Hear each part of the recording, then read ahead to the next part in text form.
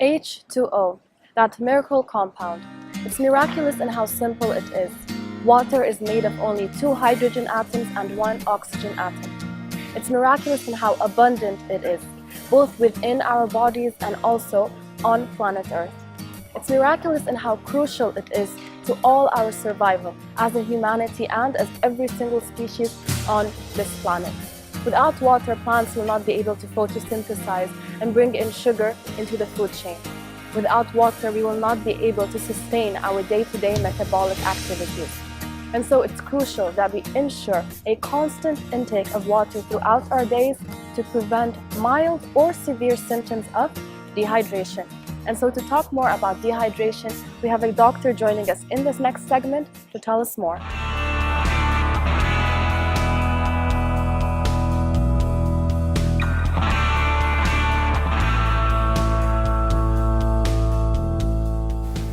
Hello everybody. Today I would like to talk to you about hydration, how you should make sure that you are having enough fluids and water during the holy month of Ramadan.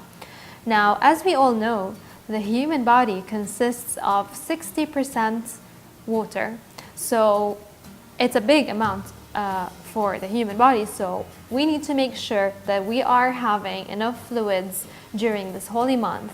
Especially that this year, the month is coming during summer. So here in Kuwait, the weather gets really hot during this holy month. So this makes you more susceptible to dehydration, where your body would be excreting more and more fluids due to the very hot weather. So how much water should we have? And this is a very important thing to keep in mind. Like, most of you would know the amount, but the issue is that we're not being able to comply to this recommended amount. So the recommended amount of water that one should consume during fasting and during any other day to stay very well hydrated is around 8 to 12 cups of water per day. Now, how can you do this and how can you ensure that? First of all, the amount of time or the duration where you're allowed to drink water is limited. So this is a challenge by itself. However, it is long enough to make sure that you are drinking water every 2 hours approximately. So if you ensure that you have 2 cups of water every 2 hours, make sure that you don't include juices in your fluid intake as a form of hydrating, because yes, juices do contain high amounts of fluids or water, but they're also considered high in sugars and also high in calories, and this is something we need to keep in mind for any healthy person and for people that have diabetes, because what sugar in those juices does, even if it's in its natural format, like a fresh juice, would cause a very high peaks in your blood sugar levels. And this is something we want to avoid. Not only that, it also incorporates high amounts of calories, which can cause overweight or overeating, overweight in your body. So please make sure that you are replacing the juices with water, especially at the iftar meal. You can try and drink 2 glasses of water at iftar. Also, put an alarm on your phone or use any mobile phone application that is there to remind you to drink your water. So I can simply just set my alarm on my phone to give me a sign or give me an alarm telling me drink water every 2 hours. It's just as simple as that. And make sure you don't do the juices part. Another important part is caffeine or caffeinated beverages such as tea and coffee.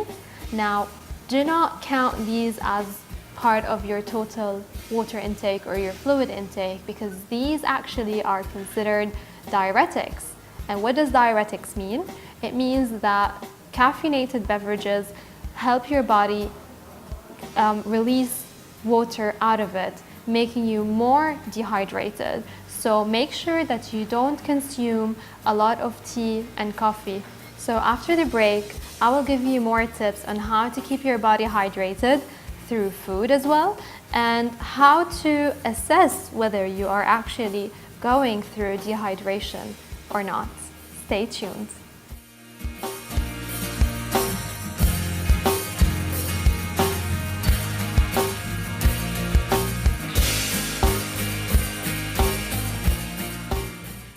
Welcome back.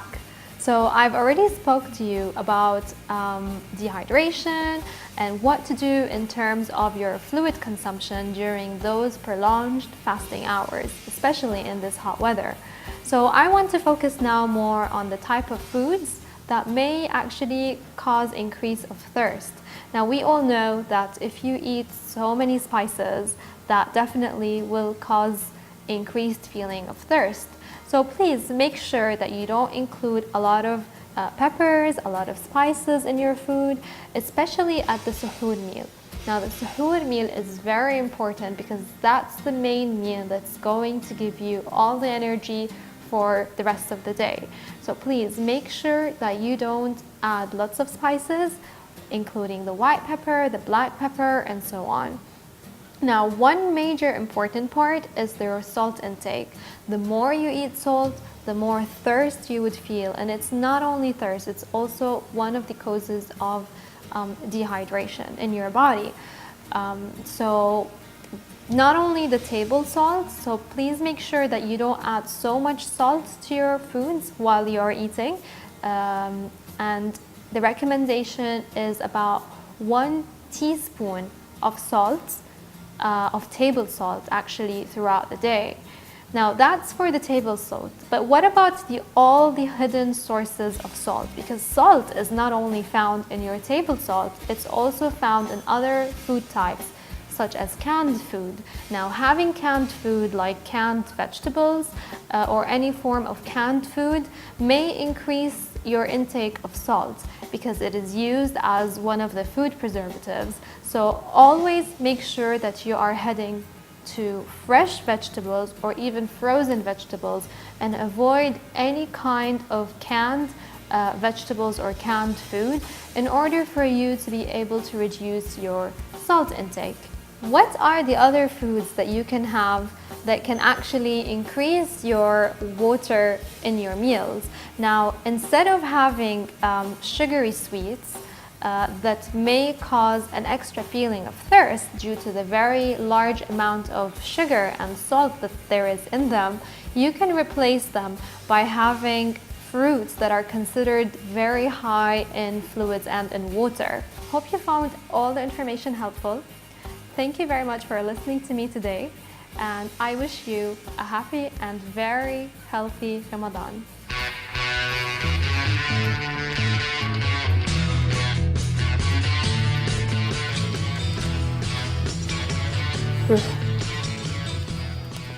So we've already established the importance of drinking water.